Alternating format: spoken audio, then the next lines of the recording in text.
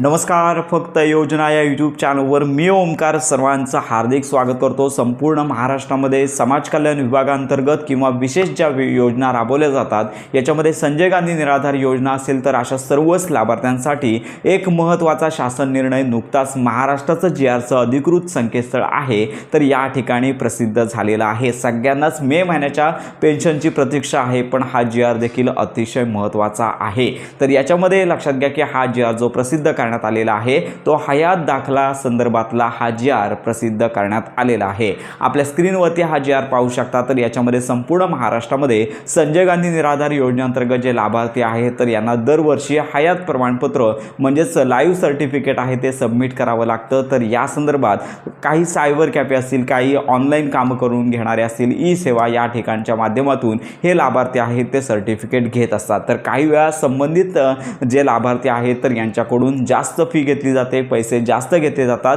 शक्यतो शासनाने एक मात्र करायला पाहिजे होतं की ज्या दिव्यांग लाभार्थी असतील किंवा संजय गांधी निराधार योजनेअंतर्गत जे लाभार्थी आहेत यांच्यासाठी मोफत हयात प्रमाणपत्र ठेवायला हवं होतं. तरी देखील जे लाभार्थी ई सेवा केंद्र असतील, सायबर कॅफे असतील, नेट कॅफे असतील या ठिकाणी जाऊन कागदपत्र काढत असतात, त्यामुळे त्यांच्याकडून जास्तीत जास्त पैसे घेऊ नये यासाठी हा GR प्रसिद्ध करण्यात आलेला आहे. त्यामुळे हयात दाखला केवळ 50 रुपयांमध्ये लाभार्थ्यांना मिळणार आहे अशा प्रकारचा GR हा प्रसिद्ध करण्यात आलेला आहे. त्यामुळे कोणत्याही लाभार्थ्याला जर कुठेही ई सेवा केंद्र असेल, सायबर कॅफे असेल किंवा ऑनलाईन नेटच्या माध्यमातून तुम्ही जर हा दाखला काढत असाल तर कमीत कमी 50 रुपये इतका शुल्क संबंधित सायबर कॅफे असेल, ई सेवा केंद्र असेल, नेट कॅफे असेल तर यांनी घ्यायचा आहे. जर याच्यापेक्षा जास्त शुल्क संबंधित सायबर कॅफे असेल किंवा इतर व्यक्ती जर घेत असतील तर त्यांच्या संदर्भात तुम्हाला संबंधित विभागामध्ये तुम्ही या संदर्भात तक्रार दाखल करू शकता. त्यांचं लायसन्स रद्द होऊ शकतं. तर अशा प्रकारची ही महत्त्वाची अपडेट सध्या प्रसिद्ध झालेली आहे. त्यामुळे संजय गांधी निराधार योजनेअंतर्गत जे लाभार्थी आहेत, दिव्यांग बांधव आहेत, त्याचबरोबर वृद्धापकाळ पेन्शनधारक आहेत, विधवा पेन्शनधारक आहेत तर यांना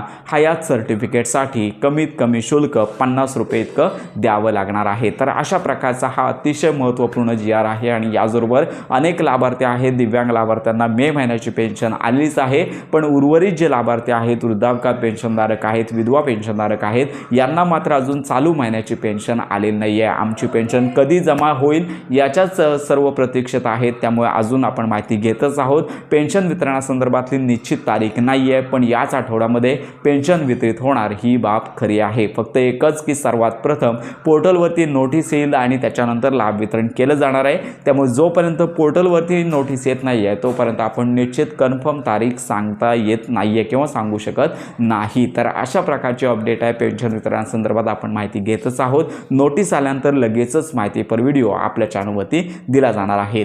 तर अशा प्रकारे महत्त्वाची माहिती सर्वांपर्यंत नक्की शेअर करा. योजनांसंदर्भात खात्रीशीर माहितीसाठी आपल्या कनेक्टमध्ये राहा.